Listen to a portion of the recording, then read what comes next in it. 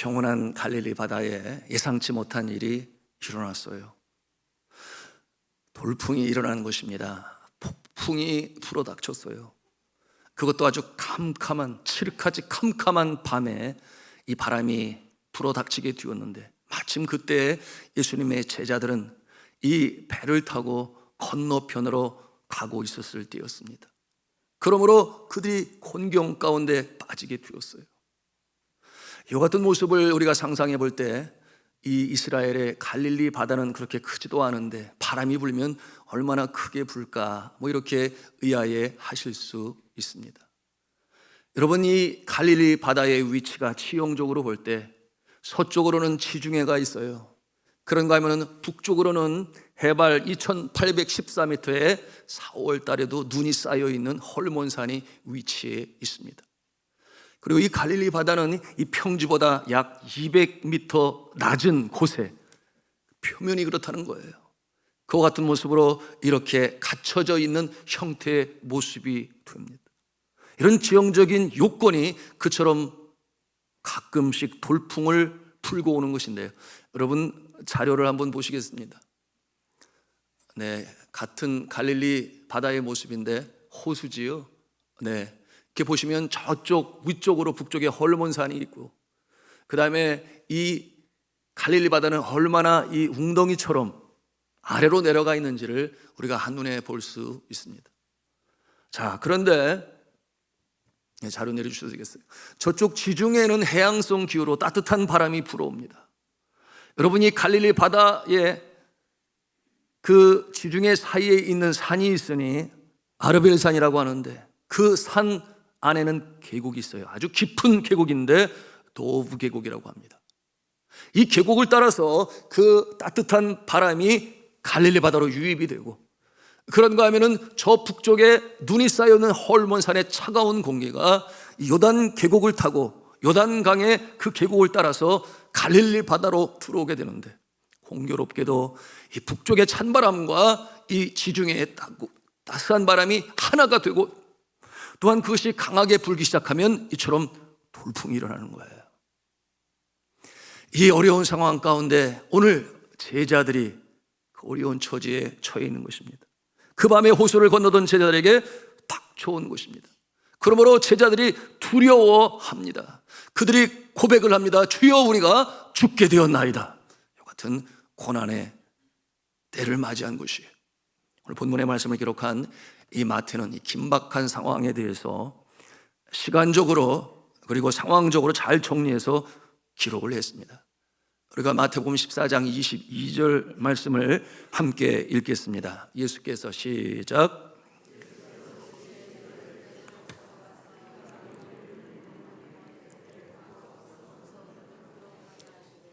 아멘. 우리가 의문이 이래요. 왜 예수님께서 함께 가시지 않으셨을까? 왜 제자들만 그렇게 예수와 떨어져서 가게 되었을까? 여러분, 성경 말씀에 보니 예수 그리스도는 여전히 하실 일이 남아 있었어요. 첫째는 그처럼 5천 명에게 말씀을 전하시고, 또한 5천 명에게 먹이시는 일을 하신 예수 그리스도. 장정만 5천 명이니까 3배 정도 되는 많은 사람들. 그들이 이제 예수 그리스도의 말씀을 듣고 갑니다. 저녁 때가 되었으니 집으로 돌아가요. 그런데 예수 그리스도는 자신의 민족과 백성을 향한 그 긍휼히 여기는 마음, 마치 목자를 잃은 양떼와 같은 그 모습을 바라볼 때 그 마음에 긍휼이 일어요. 그래서 그들을 일일이 배웅하십니다. 축복하시고 보내십니다. 그것이 첫 번째 남아있는 일이에요. 두 번째는 예수 그리스도께서 그 다음 전도지 요단 갈릴리 바다 건너편에 있는 이 게네사렛이라고 하는 곳에 이제 또 가셔야 하는데, 물론 그 다음 날이 되겠습니다마는 주님께서 하신 일이 있으니 그 피곤한 가운데 그가 산으로 올라갑니다. 기도하러 올라가세요. 깊은 기도. 그러므로 하나님의 사역 계속적으로 영광스럽게 이루어지기를 바라여 기도하러 산으로 올라가시기 위하여 제자들을 먼저 보내시니, 그 제자들의 모습은 마치 선발대의 모습으로 건너편 갈릴리 바다 건너편으로 가는 것입니다. 사랑하는 성도 여러분, 우리가 무엇을 봅니까? 우리가 하나님의 일을 할 때에, 주의 일을 할 때에 또한 가정에서 가장으로서의 사명과 어머니로서의 사명과 일터에서 일꾼의 사명을 감당할 때에 기도하시기 바랍니다. 기도하시기 바랍니다. 특별히 큰 일을 앞에 두고서는 당연히 믿음의 사람으로서 깊은 기도의 자리에 나가야 하는 것이 바로 예수 그리스도의 모습을 따라 제자의 모습으로 살아가는 우리의 모습인 것이에요. 그러면 예수 그리스도는 어떤 이유로 갈릴리 바다 저편으로 보내셨을까요? 네, 앞에서 잠깐 언급을 했습니다. 그쪽에도 주의 복음이 증거되어지고 많은 사람들이 지치고 어렵고 병들고 귀신 들려 그야말로 목자 없는 양떼같이 유리하고 방황하는 그 모습이 많은 곳이 그 건너편에 있어요. 그러므로 예수 그리스도께서 먼저 가서 준비하라 하는 내용으로 제자들을 보내신 것입니다. 그곳에서는 어떠한 역사가 일어날 것인가? 성경은 그 다음에 대해서 기록을 하고 있으면 우리가 미리 볼 수 있겠어요. 마태복음 14장 34, 35, 36절의 내용인데 우리 같이 읽겠습니다. 시작.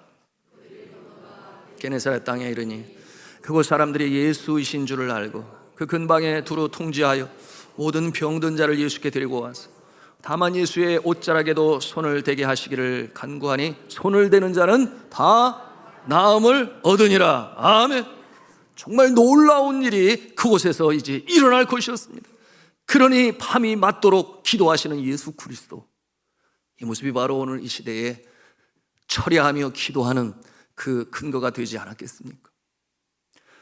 그런데 전혀 예기치 않은 문제가 발생했어요. 이처럼 돌풍이 몰아쳐온 것입니다. 마태는 이 상황에 대해서 24절에 우리에게 말씀하고 있는데요, 우리 마태복음 14장 24절 말씀을 또 같이 읽겠습니다. 시작.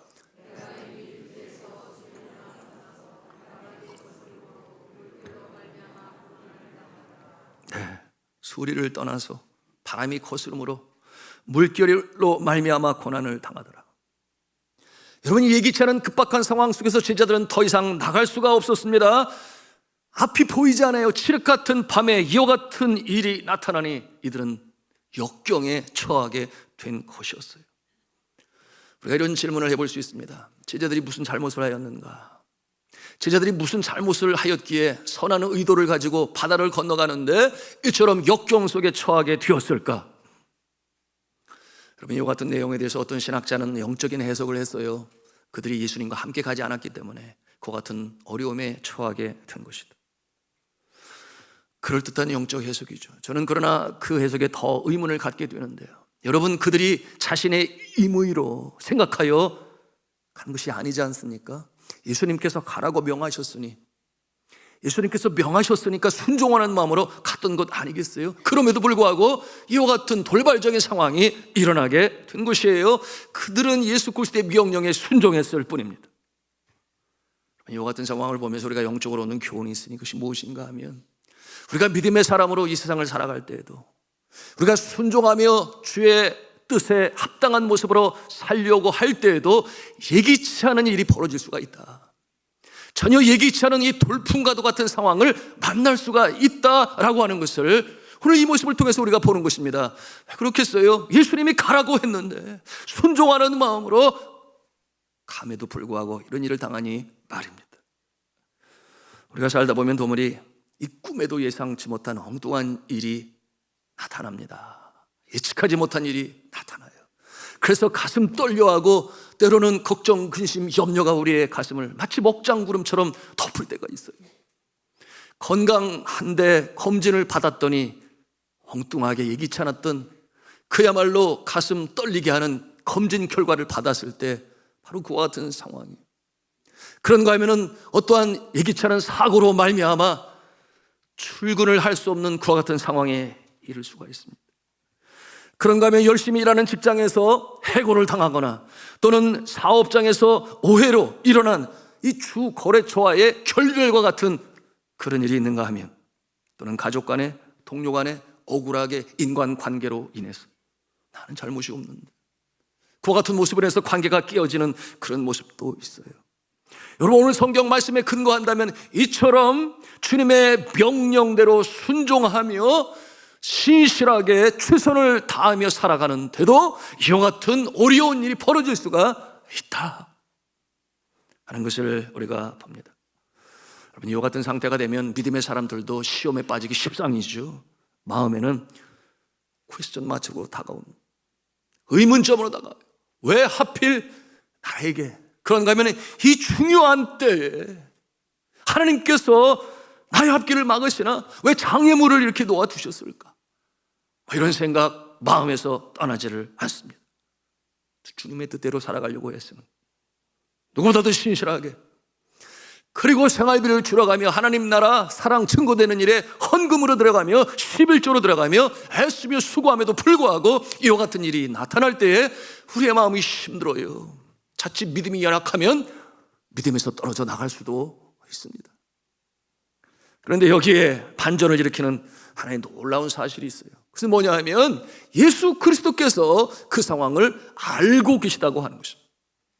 예수 그리스도께서 이 괴로이 노적하는, 그러나 앞으로 나가지 못하는 이 제자들의 상황을 보고 계시는 거예요. 여러분과 함께 보기를 원하는데요, 마가복음 6장 48절 같은 그 상황을 기록한 내용인데 같이 읽겠습니다. 시작.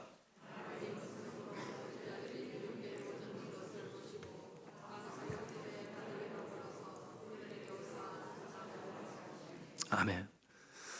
바람이 거슴으로 제자들이 힘겹게 노젓는 것을 보셨다, 그렇게 말씀하고 있습니다. 그러니 예수 그리스도께서는 알고 계시는 거예요.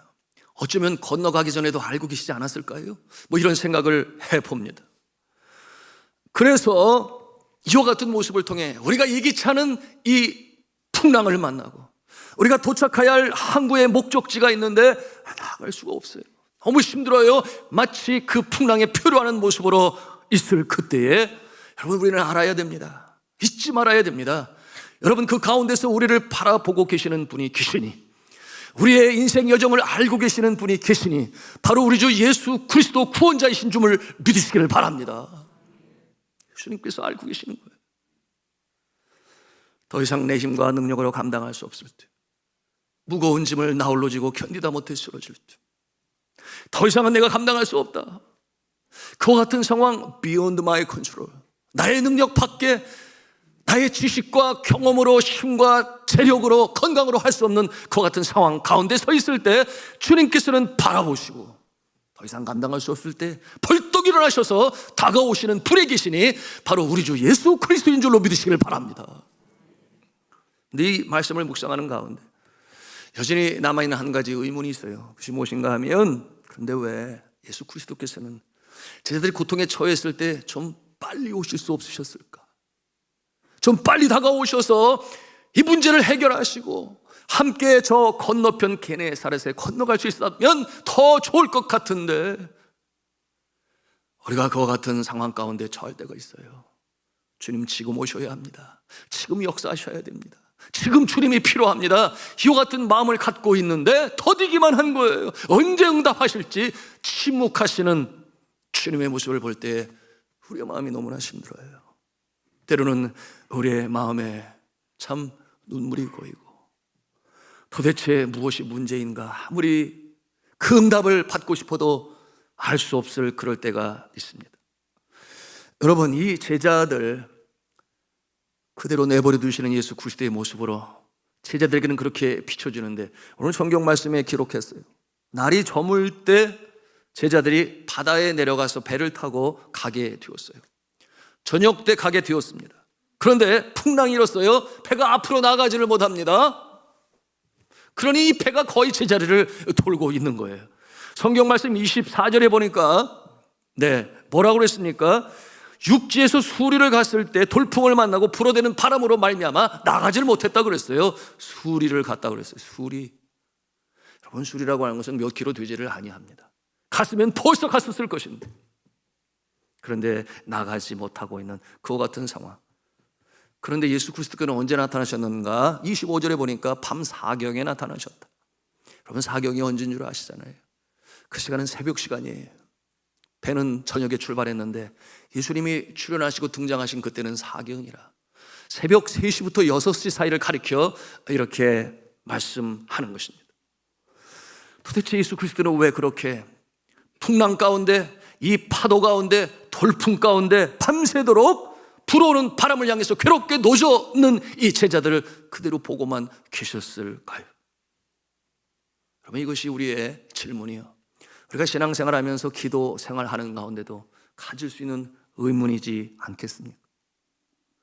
여러분, 이와 같은 모습을 통해 우리는 또 하나의 영적인 교훈을 우리가 깨닫기를 원하는데요, 그것은 무엇인가 하면 그 밤에 제자들에게 주시는 이 영적인 교훈, 그것은 너희가 나를 의지해야 한다. 전적으로 나를 의지해야 한다. 내가 너희들의 생사화복의 주관자여 영혼의 구원주가 됨을 너희들이 확실히 알고 나를 의지해야 한다. 바로 그와 같은 내용인데요, 여러분, 오직 주님만이 이 상황 가운데서 나를 건져주실, 나의 영혼의 창조주여 생명의 소유주여 나의 인생의 구세주가 되심을 그 어려운 가운데 우리는 의지할 수 있어야 한다 하는 것을 보여주는 것이에요. 그런가 하면 여러분 한번 생각해 보세요. 여러분, 이들이 누구입니까? 예수님의 제자들, 그들은 어부였어요. 베드로와 안드레와 야고보와 요한, 그들은 그 갈릴리 바다에서 자랐고 그 갈릴리 바다에서 하루 물고기 잡아 팔아 생계를 유지하는 그 모습으로 지금까지 살아왔으니 완전 선수 아니겠어요? 그들은 산전수전을 다 겪은, 바다에서 어떤 일이 일어나는지를 다 체험한, 그러므로 어쩌면 그날 밤에도 돌풍이 불어올 때에 그들의 생각엔 그런 생각을 가졌을지 모르겠어요. 이 정도면 우리도 헤쳐나갈 수 있어. 주님은 명하셨으니 우리는 가는 거야. 그렇게 열심히 애쓰고 수고했을지 몰라요. 그러나 그 결과는 아니었어요. 나갈 수가 없어요. 수리밖에 못 나갔다고 그랬습니다. 이와 같은 상황 가운데서 그들은 서로 의지했겠지요. 같은 어부 출신들이니 안드레 내가 해봐, 요한 내가 해봐, 아니 베드로 형님이 해보세요. 안 되는 거예요. 그러니 의지하던 동료도, 자신들의 전문적인 기술도, 그처럼 경험도 이 상황 가운데서는 아무런 쓸모가 없는 상황에 이르게 되었으니 그들의 마음에 어떤 생각이 들었을까요? 주님께서 오셔야 하겠습니다. 주님이 도와주셔야만 하겠습니다. 주님이 이 가운데 오지 않으시면 우리는 죽게 되었나이다. 이와 같은 마음을 가질 수밖에 없는 상황 가운데 이르게 된 것입니다. 여러분, 우리의 부족함, 연약함, 그런가 하면 우리가 귀히 여기는 그 무엇들, 어쩌면 재물이 될 수 있겠어요. 건강일 수도 있습니다. 내가 아는 힘께나 쓰는 사람들, 그러면 내가 이 어려울 때 그 같으면 충분히 문제를 해결할 수 있을 거야, 뭐 이와 같은 생각들. 여러분, 주님 앞에 다 내려놓으시고 전적으로 주를 의지하시기를 바랍니다. 나의 한량한 자존심까지도 주님 앞에 내어놓아서 주님이 나를 건져주셔야 합니다. 주님이 나를 도와주셔야 합니다. 이 어려움 가운데 주님 친히 임하여 주옵소서. 이와 같은 기도를 할 때에 주님께서 그 모습을 보시고 벌떡 일어나셔서 다가오시는 줄로 믿으시길 바랍니다. 여러분, 그러므로 우리가 주님 앞에 나와 무릎을 꿇고 또한 나의 한계를 인정하고, 그러므로 교만했던 모습을 회개하고 주님 앞에 나올 때 비로소 위로부터 내려오시는 그 은혜와 능력으로 살리는 역사가 나타나는 줄로 믿으시길 바랍니다. 사랑하는 성도 여러분, 인생이 때때로 참 쉽지 않습니다. 왜냐하면 예기치 않은 일들이 나타나기 때문이죠. 그럴 때 우리는 우리의 능력으로 해결하려고 하는 그와 같은 모습은 아닌 것이에요. 여러분, 먼저 해야 할 일 뭐라고 그랬습니까? 겸손한 마음으로 주님, 나는 부족합니다. 나는 연약합니다. 이처럼 어려운 가운데 주님께서 도와주세요. 그와 같은 상황에서 주님이 다가오셔서 도와주시면 어떤 생각을 갖겠습니까? 그래, 주님은 살아계셔. 틀림이 없지. 여러분, 그 돌풍이 닥쳐왔을 때 제자들이 이 정도는 우리가 해나갈 수 있어 라고 해서 그 배를 타고 건너편에 도착했다고 한다면, 여러분, 그와 같은 모습으로 상상해 본다면, 여러분, 그와 같은 상황께서 이 예수 그리스도가 어떠한 분이신가를 더 깊이 알아가는 그 상황이 되었겠습니까? 그럴 수 없었겠지요. 그들이 생각하고 있었던 예수 그리스도의 그 권능, 예수 그리스도의 구세주 되심, 여러분, 성난 파도도 잠잠케 하시는 예수 그리스도의 그 능력을 보면서 그들이 비로소 주 앞에 엎드려 경배하고 그 하나님의 아들이심을 다시 한번 확인하며 확신하게 됐으니, 그 믿음이 일취월장 성장할 수가 있었던 것이에요. 여러분, 이처럼 늦게 오시는 예수 그리스도의 모습, 여러분 성경 가운데 여기저기 많이 등장을 하는데, 여러분 요한복음 11장에 우리는 익숙한 이야기를 알고 있습니다. 그것은 바로 나자로의 사건이죠. 주께서 사랑하시는 자라고 그랬어요. 나자로가 병들어 거반 죽게 되었다 그랬습니다. 그러니 여러분 이 누이 마리아와 마르다의 마음이 탑니다. 오라버니가 죽게 되었으니 어찌하든지 살려야 되는데 제일 먼저 떠오르는 인물이 누구겠어요? 예수 그리스도 아니겠습니까? 예수 그리스도께서 그처럼 병야를 살리는 그 놀라운 역사를 그들은 알고 있어요. 그래서 바로 사람을 보냈죠. 인편을 통하여 예수님, 오라버니가 병들어 거반 죽게 되었나이다. 어서 오시옵소서. 그 예수님을 불러요. 근데 예수님이 그 소식을 듣고 나서 바로 오시는 것이 아니라 오히려 여유를 가지시고 이틀을 더 유하십니다. 예수 그리스도께서 왜 그러셨을까요?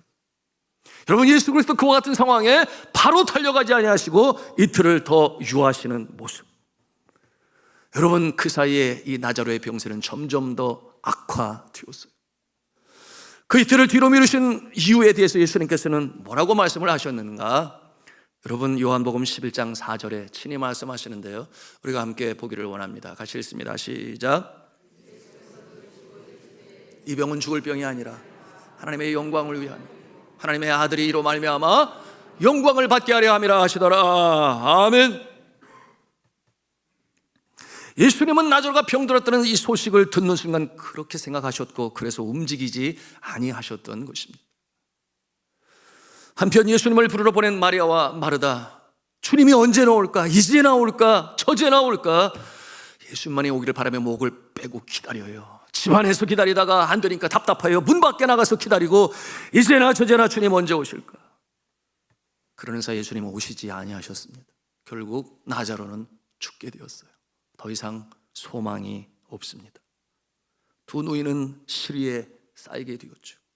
그러므로 그들의 마음에는 어떤 생각이 들었습니까? 우리를 그처럼 사랑하시는 예수님이 오셨다라면 오라비가 죽지 아니하였을 텐데. 결국 예수님이 나자로의 집에 도착한 것은 4일 뒤에 도착하셨습니다. 예수님이 오신다는 소식을 마르다가 먼저 듣게 되었죠. 그래서 마르다는 집을 나와서 예수님 오시는 곳으로 마중을 나갑니다. 정작 마리아는 그 마음이, 그 시리가 목장구름처럼 그 마음을 온전히 뒤덮였으니 집안에서 나오지를 아니해요. 마중을 나오니 마르다를 보시면서 예수님이 뭐라고 말씀을 하십니까? 예수님께서 마르다 앞에 섰을 때에 이 마르다가 예수님께 먼저 그 섭섭한 마음으로 말하게 되니, 주께서 만일 여기에 계셨더라면 내 오라비가 죽지 아니하였을 겁니다. 그때 예수 그리스도께서 이 마르다가 뭐라고 말씀을 하시는가? 내 오라비가 다시 살아날 것이다. 내 오라비가 다시 살아날 것이다. 이처럼 시리에 찬 마르다에게 예수 그리스도께서 말씀하십니다. 그런데 그때 이 마르다는 여전히 예수님께서 하신 그 말씀을 액면 그대로 믿음으로 받지 못하니 어떤 생각을 갖는가? 마지막 때에, 마지막 날에, 여호와의 날에 부활로 그의 오라비가 살아나게 될 것이다. 그렇게 믿고 있어요. 그러니 예수 그리스도께서 답답하시죠.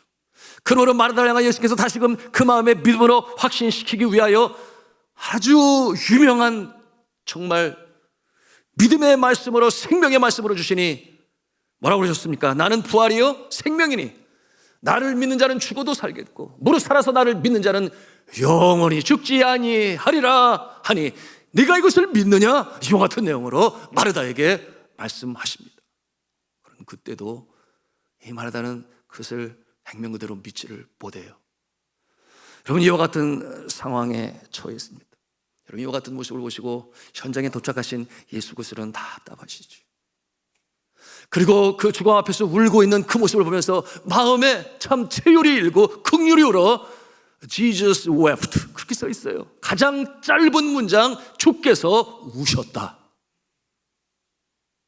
그러나 그와 같은 모습은 또 우리에게 얼마나 감동이 되는 것입니까?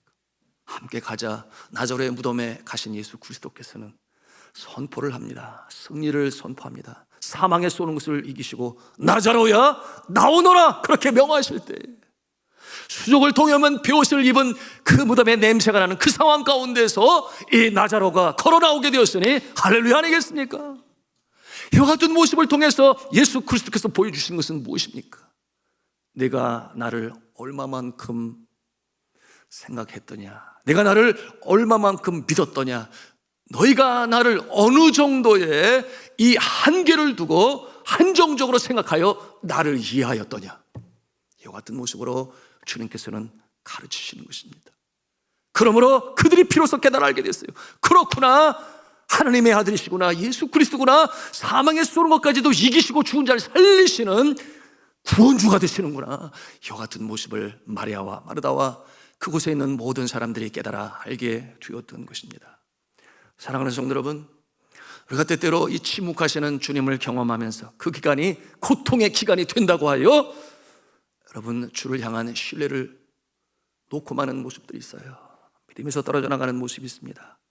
여러분이 오랜 침묵을 통해서 우리에게 주시고자 하시는 그 뜻은 가장 선한 것이요, 가장 선한 때에 우리를 새롭게 하시고 성숙시키시는 하나님의 손길과 계획이 있음을 믿으시기를 바랍니다.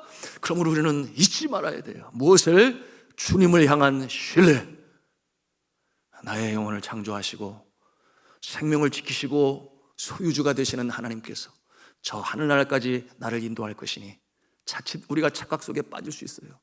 작금에 당한 문제가 너무나 어려워서 이 육신의 출구가 계속해서 진행되는 것은 아닌가, 이와 같은 생각을 갖고 있지만 여러분, 주님께서는 우리의 인생 전체를 책임져 주시는 줄로 믿으시기를 바랍니다.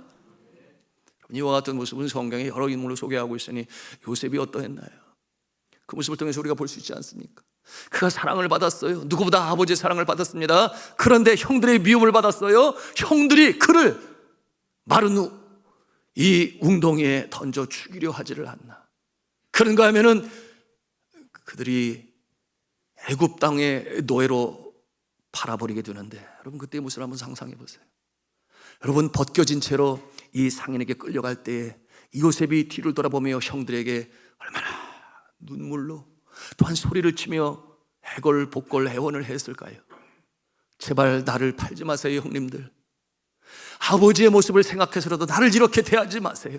제발 나를 버리지 마세요. 아마 이와 같은 모습으로 얼마나 간청하지 않았을까요? 우리가 얼마든지 상상해 볼 수 있습니다.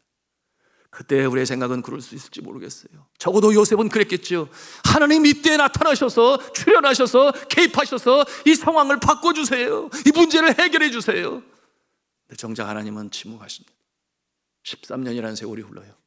그 가운데 어떠한 삶으로 살았는지 여러분 아시지 않습니까? 하나님께서 그를 안 보고 계셨나요?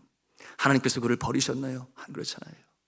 여러분, 요셉에게 꿈을 주신 하나님, 그 꿈 속에 어떠한 모습이었어요? 11 곡식단이 요셉을 향하여 절을 해요. 형들이 그러하다는 것입니다. 그런가 하면은 하늘의 해와 달도 요셉에게 절을 하는데 누구겠어요? 네, 아버지와 어머니도. 여러분, 그 꿈을 가슴에 간직한 요셉, 그 뜻이 무엇입니까? 내가 언젠가 가족들을 책임질 수 있는 그때가 올 것이다.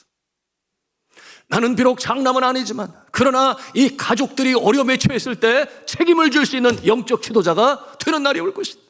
여러분, 정작 그 날이 온 것은 13년이라는 세월이 흐른 뒤에 그가 애굽의 총리가 되었을 때 기근으로 말미암아 그의 아버지 야곱과 형제들이 먹을 것이 없어요.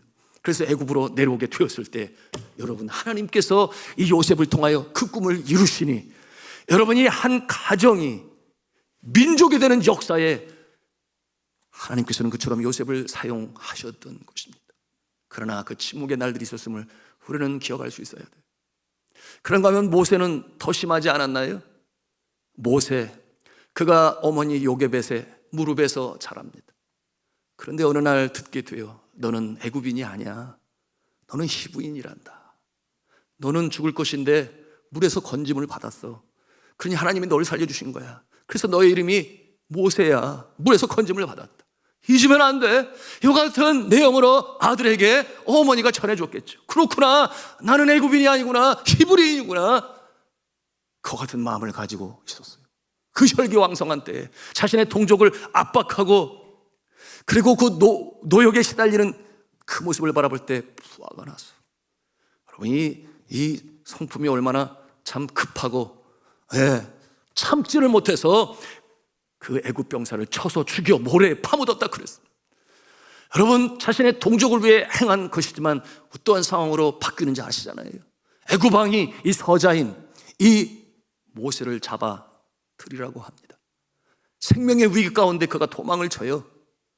여러분, 애굽을 떠나 그 왕자의 신분에서 미디안 광야로 도망을 칩니다. 그곳에서 그야말로 이름 없는 무명의 목자가 되어 양들을 쳐요. 자신의 양도 아닌 이 장인 이두로의 양을 칠 때, 여러분, 그날이 하루 이틀이었습니까? 한 달, 두 달이었습니까? 한 해, 두 해였습니까? 그처럼 그 왕자에서 무명의 목자의 모습으로 그 광야에서 보낸 날들이 무려 40년이나 되었으니, 여러분, 그의 인생 120년으로 볼 때 3분의 1이라고 하는 그 시간이 하나님의 침묵을 경험을 해요. 그와 같은 상황 가운데 있는 모습, 여러분, 그러나 총내 하나님이 나타나시지 않나요? 그때를 함께 기다리셨던 하나님의 모습을 우리가 보지 않나요? 제가 선교지에서 참 이 하나님의 침묵을 경험했어요. 이 문제 가운데 지금 당장 오셔서 해결을 해 주셔야 될 것 같은데, 그런데 바로 오시지 아니하시니 늘 새벽으로 제단을 쌓고 기도를 하지만 마음은 점점 타들어가는 것 같은데, 이 연약한 믿음 때문에 내 자신이 한편 밉기도 하고 하나님을 전적으로 의지해야 되는데 그러지 못한 모습 가운데 제가 이 모세를 생각했습니다. 그래, 모세가 그렇게 어려운 날 무명의 목자로 40년이라는 세월을 보냈지. 그런 가운데 썼던 영성시가 있는데요, 영상으로 편집을 해보았습니다. 이 시간 함께 보기를 원합니다.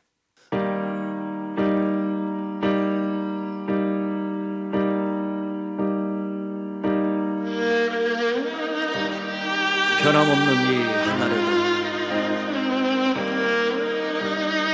햇볕 따가운 미디안 광야, 왕자 아닌 양치는 자 모세, 보잘것없어 보이는 환경, 찬란한 삶의 위치는 결코 아니었지만 또다시 주어진 하루의 삶을 위해 양떼를 이끌고 광야로 나아갔다. 좀 더 꼴 많고 물 많은 곳을 이루어야 거칠 것 없이 드넓은 하늘 아래 또 그만큼 넓은 광야 한 폭판에서 한 점 무명한 존재로 불어오던 열풍에 날려보낸 날들이 하루 이틀, 한 해 또 한 해 온 40년. 그러나 그 변함없는 세월 속에서도 늘 그를 바라보셨던 주님, 그를 만나야 할 한날을 준비하고 계십니다. 평범한 한날에 그의 일터에서 그를 부르시는 주님, 그 한날은 주님에게도 모세에게도 아주 특별한 날. 아, 신의 삶이여, 그의 종들에게 말씀하신 거룩한 삶, 불꽃 떨기 나무에 임하신 주님, 그리고 그분을 만난 모습, 세상 역사의 전환점이요 개인 인생의 전환점으로 그는 그날 다시 새롭게 태어납니다. 오늘도 주어진 환경 속에서 변함없는 하루의 한날을 더한다 하여도 너와 나, 우리가 걸어가야만 할 길입니다. 비록 여기에서 이 모습 보잘것없어 보인다 하여도 하여 남이 알아주지 않는다 하여도 오늘도 동력의 해가 떠오르면 일어나서 해야 할 일이 있다. 옷 매무새를 가다듬고 물통을 둘러매고 지팡이를 들고 빈 하늘을 바라보며 불어오는 바람을 가슴으로 맞으며 아침을 기다리는 양들을 위해 오늘도 찾아야 할 꼴과 물이 있다는 것. 비록 하루에 하루를 더하는 변함없는 이 한날에 주님은 여전히 바라보고 계시고 이 한날 가운데 나와 함께 하시며 날 만난 날을 준비하고 계시며 너에게 은혜 주실 날을 세우고 계시며 성실한 자에게 다가오시는 성실하신 주님, 오늘 이 변함없는 한날에도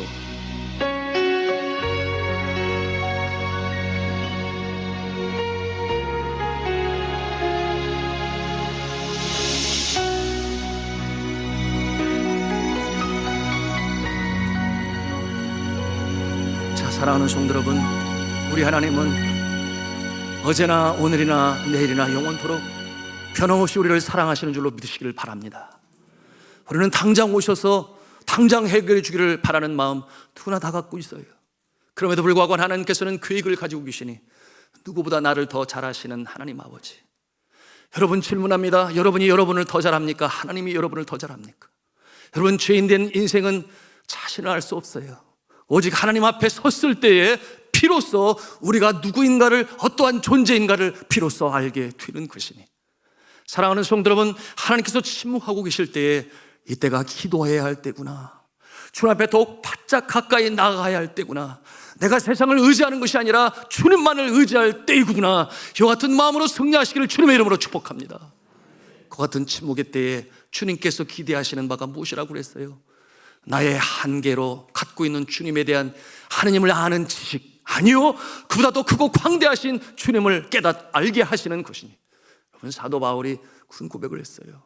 에베소서 4장 13절의 말씀인데요, 우리가 마지막으로 함께 보기를 원합니다. 같이 읽도록 하겠습니다. 에베소서 4장 13절 말씀드리겠습니다. 시작. 우리가 다 하나님의 아들을 믿는 것과 아는 일에 하나가 되어 온전한 사람을 이루어 그리스도의 장성한 분량이 충만한 데까지 이르리니. 아멘. 하나님을 믿는 것과 아는 일에 하나가 돼요. 여러분, 우리가 피상적으로만 하나님을 압니까? 성경에 쓰여지기 때문에 머리로만 이해를 합니까? 아니요. 여러분, 날카로운 지성과 뜨거운 가슴으로 경험으로 하나님을 알아가시기를 주님의 이름으로 축복합니다. 그러면 더 깊이, 더 많이 우리가 하나님을 알게 될 때 어떠한 상황 가운데서도 우리는 예수의 이름으로 동행하며 승리하며 나갈 줄로 믿으시기를 바랍니다. 그러므로 이 파도, 이 성난 파도도 꾸짖으셔서 마침내 배에 오르시고 안심하라, 안심하라. 그 건너편 도착할 그때는 저 동력에 해가 떠오르는 소망의 날이 되었으니, 여러분, 이와 같은 어둠의 때가 지나고 소망의 날을 맞이하셔서 여러분의 삶 가운데 풍성한 역사로 함께 하시는 하나님과 더불어 승리하는 복된 인생이 되시기를 저는 주 예수 그리스도의 이름으로 축원합니다.